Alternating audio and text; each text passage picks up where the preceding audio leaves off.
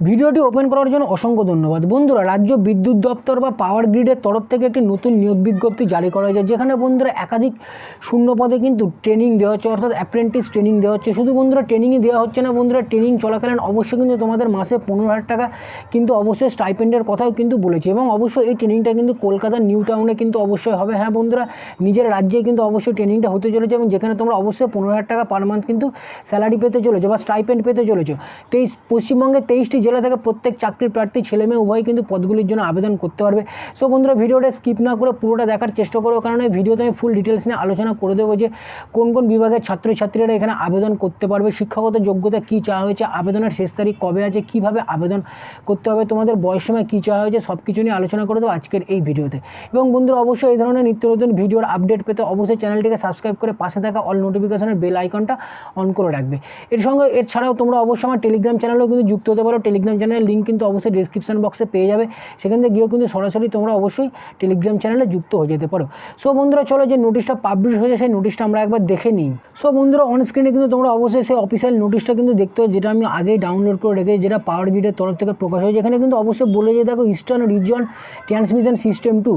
তো বন্ধুরা, এখানে অবশ্যই নিউ টাউন কলকাতার অফিসের তরফ থেকে কিন্তু অবশ্যই নোটিশটা পাবলিশ হয়েছে, অর্থাৎ তোমাদের ট্রেনিংটা কিন্তু অবশ্যই কলকাতা অফিসেই কিন্তু হতে চলেছে। যেখানে ডেট কিন্তু অবশ্যই দিয়ে দিয়েছে, যার রেফারেন্স নাম্বার কিন্তু অ্যাপ্রেন্টিস অ্যাক্টের যে রেফারেন্স নাম্বার বা তোমার মেমো নাম্বারটা আছে সেটা কিন্তু অবশ্যই এখানে বলে দিয়েছে। তো বন্ধুরা, এখানে অবশ্যই অনলাইন অ্যাপ্লিকেশন কিন্তু স্টার্ট হয়ে গেছে 21/7/2021 থেকে কিন্তু স্টার্ট হয়ে গেছে, যেটা অবশ্যই চলছে কিন্তু 20/8/2021 অবধি কিন্তু অবশ্যই এখানে চলবে। তো বন্ধুরা, ওয়েস্ট বেঙ্গল রিজিয়নের ক্ষেত্রে যে যে শূন্য পদে নিয়োগ হচ্ছে সেগুলো একবার দেখিয়ে দিই।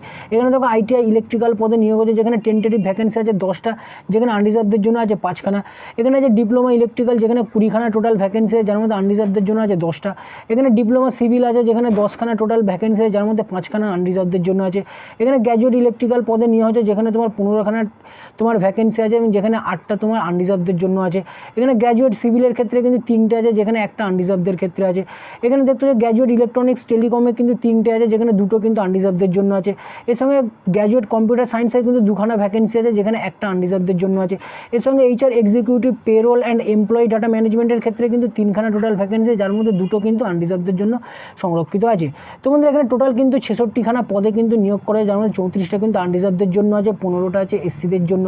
তো বন্ধুরা, এইভাবে কিন্তু নিয়োগ করা যায়। এর পরেরটা অবশ্যই সিকিম স্টেটের ক্ষেত্রে, কিন্তু এটা আমি অবশ্যই বলছি না, এটা যারা সিকিমে তারা অবশ্যই এটা দেখে নিতে পারবে। তো বন্ধুরা, এখানে কিন্তু অবশ্যই এলিজিবিলিটি ক্রাইটেরিয়া কী কী চাওয়া হয়েছে সেটা বলে দিই। এখানে দেখো আইটিআই ইলেকট্রিক্যাল পদের ক্ষেত্রে যারা আবেদন করে তাদের কিন্তু অবশ্যই আইটিআই হতে হবে, ইলেকট্রিক্যালের ক্ষেত্রে ফুল টাইম কোর্স করতে হবে।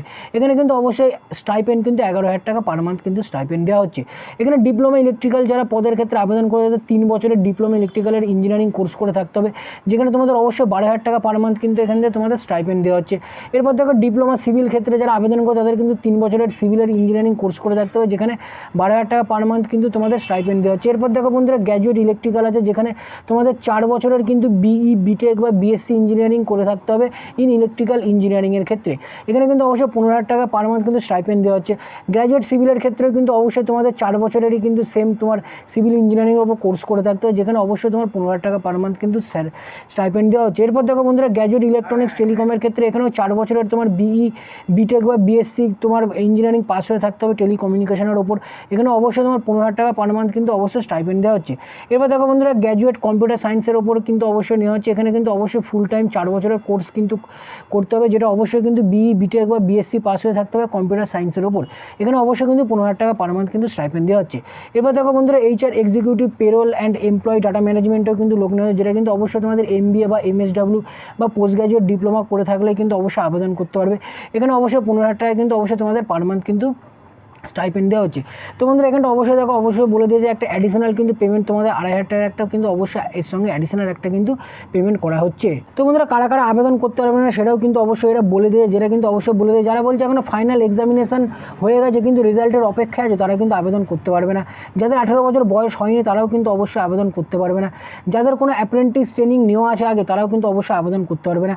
এবং এর সঙ্গে যাদের 1 বছরের জব এক্সপিরিয়েন্স আছে তারাও কিন্তু অবশ্যই এখানে আবেদন করতে পারবে না। সম্পূর্ণ সম্পূর্ণ অফলাইনের মাধ্যমে কিন্তু অবশ্যই আবেদন করতে হবে। কীভাবে আবেদন করতে হবে সেটা কিন্তু অবশ্যই এরা বলে দিয়েছে। এটা নোটিশটা ডাউনলোড করে কিন্তু অবশ্যই এই ওয়েবসাইটগুলোর মাধ্যমে গিয়ে কিন্তু অবশ্যই তোমরা এখান থেকে আবেদন করে দিতে পারবে। তো এখানে অবশ্যই কিন্তু দেখো ওপেনিং ডেট কিন্তু 21/7/2021 থেকে কিন্তু স্টার্ট হয়ে যায়, যার লাস্ট ডেট কিন্তু অবশ্যই 20/8/2021 মধ্যে কিন্তু আবেদন করে দিতে হবে।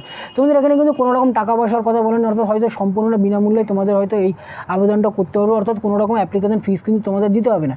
তো এখানে অবশ্যই বলে দেবে কোনো রকম যদি তোমাদের কোয়ারিজ থাকে বা ক্লারিফিকেশান থাকে তাহলে কিন্তু অবশ্যই তোমাদের এই যে ইমেল আইডিটা দিয়েছে এই ইমেল আইডিটাই কিন্তু অবশ্যই তোমরা যোগাযোগ করে নিতে পারো। নোটিশটা ডাউনলোড করতে এবং অনলাইনে আবেদন করতে গেলে তোমাদের এই অফিসিয়াল ওয়েবসাইটে আসতে হবে, যেটা কিন্তু অবশ্যই দেখতে হবে powergridindia.com এই ওয়েবসাইটে আসতে হবে।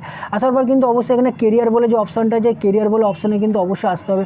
আসার পর কিন্তু এখানে দেখতে পাচ্ছ তোমাদের rolling advertisement for engagement of apprentices, ঠিক আছে। এইখানে সিম্পলি একটা ক্লিক করে দেবে। এখানে ক্লিক করলে একটা নতুন পেজ কিন্তু তোমাদের সামনে বন্ধুরা ওপেন হয়ে যাবে।